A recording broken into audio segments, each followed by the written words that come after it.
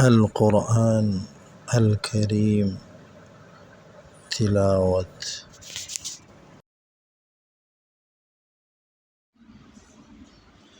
أعوذ بالله من الشيطان الرجيم. بسم الله الرحمن الرحيم.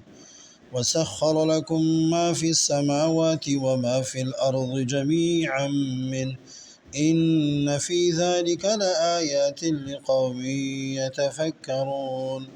قل للذين آمنوا يغفروا للذين لا يرجون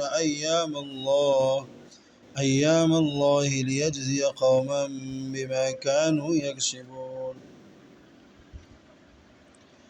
من عمل صالحا فلنفسه ومن أساء فعليها ثم إلى ربكم ترجعون.